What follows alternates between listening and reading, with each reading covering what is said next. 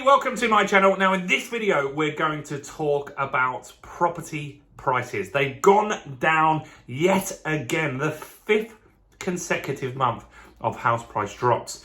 Should we be alarmed? Where do we think we're going to end up? And what does this mean for us as property investors? Well, I'm going to cover all of that in this video. But before we jump into this, can you please help me? We're growing this channel. We're nearly at 4,000 subscribers. We'll hit that next week, very, very likely. And then we're on a journey to 5,000 subscribers. And I want you to be one of those subscribers by smashing that subscribe button over there. Go on, do it now. Smash the subscribe button, hit the bell. And while you're there, hit that little like button as well. That'll take you 2 seconds to do that now.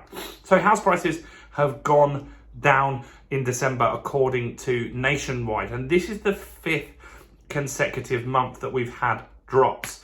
And so how much did they go down? They went down 0.6%. So pretty much 0.5% for the month. Now, should we be worried about that? Yeah, of course. If you own assets, nobody wants the value of their assets to go down. I've got a nice little portfolio and that knocks off a big chunk of change. I'll tell you that off that portfolio. And so I'd rather that didn't happen. But property does go in cycles. And so we've been battling record inflation. Yesterday, the Bank of England raised the interest rates to the highest rate in 14 or 15 years.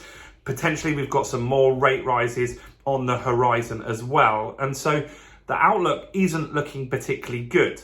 So house prices have dropped. On a year-by-year basis, they're still up just about.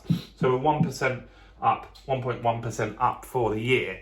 And so that's really not where we want to be. We want to be growing that little bit more. And so what I feel is going to happen is that prices are going to carry on dropping. I said that in multiple videos. I think some of you watching this feel that the prices are going to go down maybe more than I do and have the belief that the market may be going down 20%, 30%. I know there's lots of YouTubers that are saying that. Newspapers are saying that as well. I think that you're going to start seeing a slowdown in these drops now. So what happened, if we look at roughly 6 months ago, and that's where the completed prices are coming from now, interest rates were a lot higher than they are right now. So we had some interest rates at over 6.5% because there was so much uncertainty in the market, and they dropped since. And so you now can get rates between 4% and 5%, even with these increases that we've had with the base rate since then.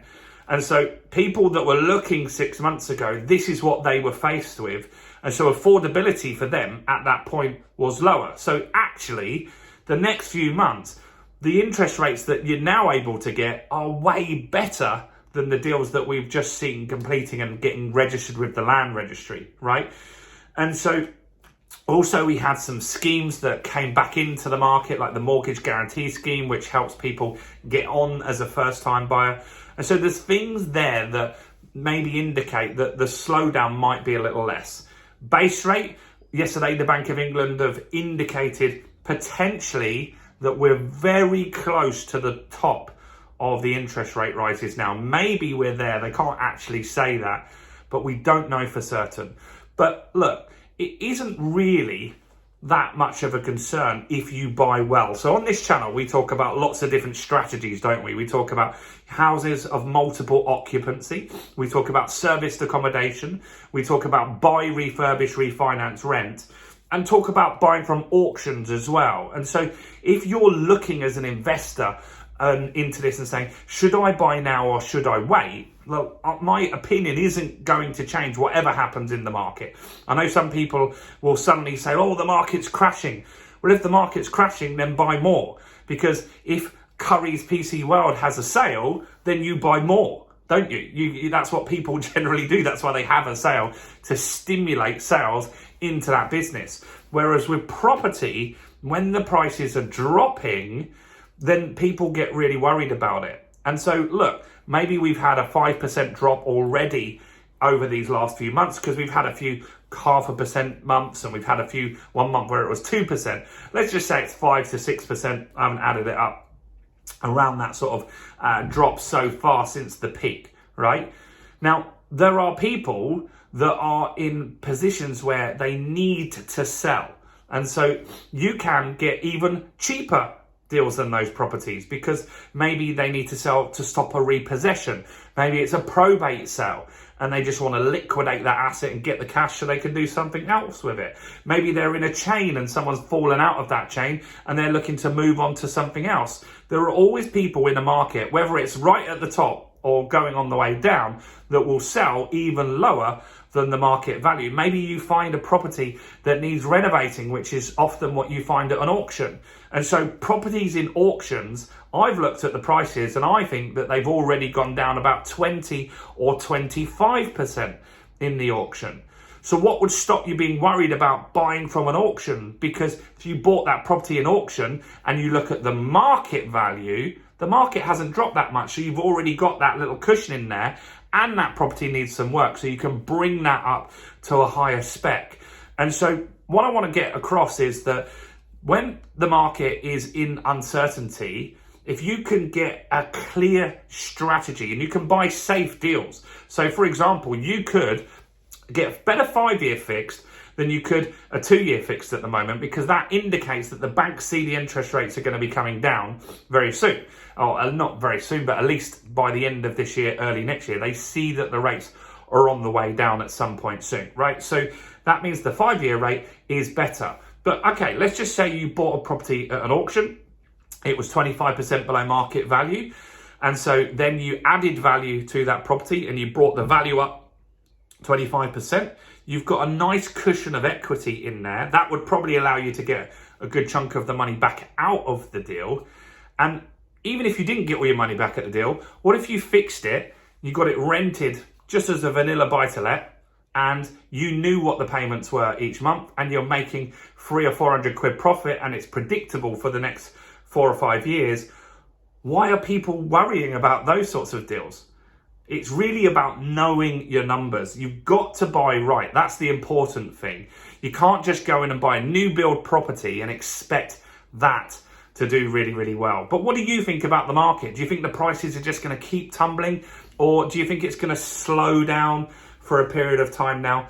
Banks are saying that they now are predicting more of a soft landing than they were expecting. Lloyd's, I saw recently, are saying that 1% of their mortgage customers are in grave financial danger, which is way lower than they were expecting as well, because a lot of people went into this with savings. Now, they might not come out after all this inflation with savings, but people did have surplus cash in the pandemic, and that gave them a little bit more of a cushion. Unemployment is still relatively low. That's probably going to change, but there are positive things in there. And so I feel that the house prices is going to continue to drop. I think you'll see another drop when we get the next lot of data, which will be the January data that we'll get at the end of February, early March. And I think, yeah, you'll see another drop. But if we carry on all year at 0.5% drops, then the market isn't going to change that much. And as a property investor, if the market drops 5% or 10%, I wouldn't even be looking at deals that I can't make at least 10% on anyway. So it's kind of irrelevant what happens in the market. Now, one thing that is important is that you do make sure that if you're doing deals that you do get funded well. That's when things can get hairy. But all indicators are that lenders are okay, and they're still going to be lending through the next year or so. There isn't any indicators that we've got issues on that front, but be aware of that and make sure that every deal you do, you've got different ways maybe to sell it or to flip it or to get off a bridging loan onto a mortgage. You need to make sure you've got all those exits lined up. So do go and check out all the other content. Do let me know, where do you think? Here's something that will be interesting in the comments. Comment below, where do you think the market's going to end up? I've said already, I think that at the end of this year, 2023, we're going to go down 8 to 10%. And I know you're going to jump on me in the comments on that one. What do you think? Be kind in the comments to each other on that. Let's have a debate about it. Do like the video, check out all the other content, including this video right here, which is going to be about how to buy a property for just £1. So go and check out that video right there. That's going to be very useful. Bye for now.